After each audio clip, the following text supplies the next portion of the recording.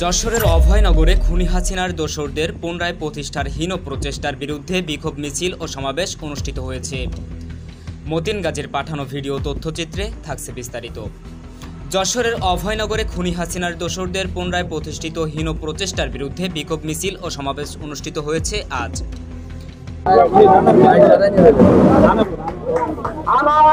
উল্লেখ্য, প্রেমবাগ ইউনিয়নের ৪ নং ওয়ার্ড বিএনপি নেতা মোশাররফ হোসেন অসুস্থ থাকায় তাকে থানা বিএনপির সভাপতি ফারাজি মতিয়ার রহমান দেখতে না যেয়ে একই ইউনিয়নের উপজেলা আওয়ামী লীগ নেতা আনোয়ার সর্দার ও বাবু সর্দারের বাড়িতে দাওয়াত খাওয়ার প্রতিবাদে এ প্রতিবাদ সমাবেশ ও বিক্ষোভ মিছিল অনুষ্ঠিত হয়েছে।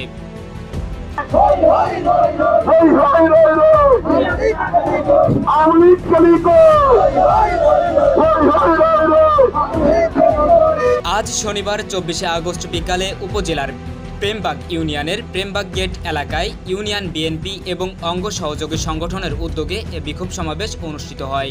আজ শনিবার ২৪শে আগস্ট বিকালে উপজেলার প্রেমবাগ ইউনিয়নের প্রেমবাগ গেট এলাকায় ইউনিয়ন বিএনপি এবং অঙ্গ সহযোগী সংগঠনের উদ্যোগে এ বিক্ষোভ সমাবেশ অনুষ্ঠিত হয়।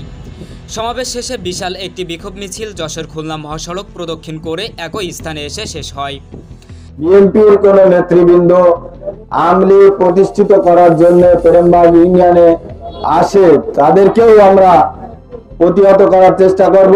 এবং আমাদের বড় নেতা মতি ফারাজি এ সম্পর্কে আর কারো জানতে বাকি আছে? ও নিয়োগ বাণিজ্য বা বিভিন্ন পদ চলে গেলে কান্নাকাটি করে, জানেন তা?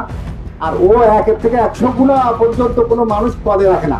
তার মানে ওর থেকে বেশি বুঝলি ওর তো আর পদ থাকে না।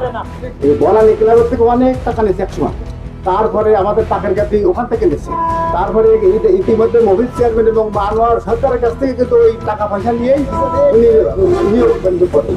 এখন এই যে আওয়ামী লীগের যে দোসররা আমাদের ইউনিয়নের বিভিন্ন স্তরের বিভিন্ন নেতৃবৃন্দ যাদের দ্বারায় নির্যাতিত হয়েছে, ক্ষতিগ্রস্ত হয়েছে, আজ তাদের পুনঃপ্রতিষ্ঠা করার জন্য এই আমাদের থানা বিএনপির যে সভাপতি ফারাজি মতিয়ার রহমান সে যে চক্রান্ত করছে, এই চক্রান্তকে আমরা শক্ত হাতে প্রতিহত করবো ইনশাআল্লাহ।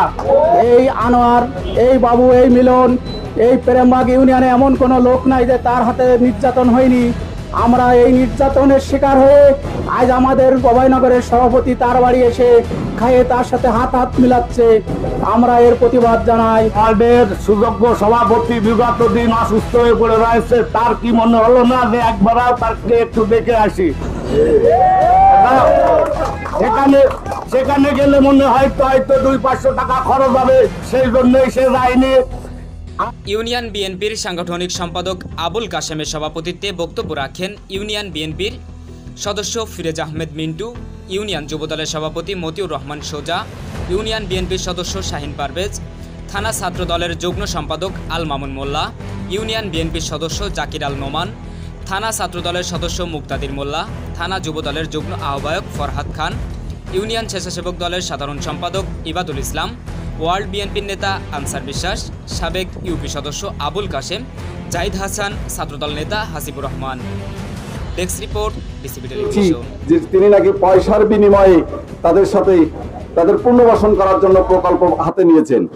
এই নেতা অভয়নগর থানা বিএনপির অনেক নেতাকে পুনর্বাসন করার পরে উনি প্রেমবাগ ইউনিয়নে পুনর্বাসনের হাত দিয়েছে।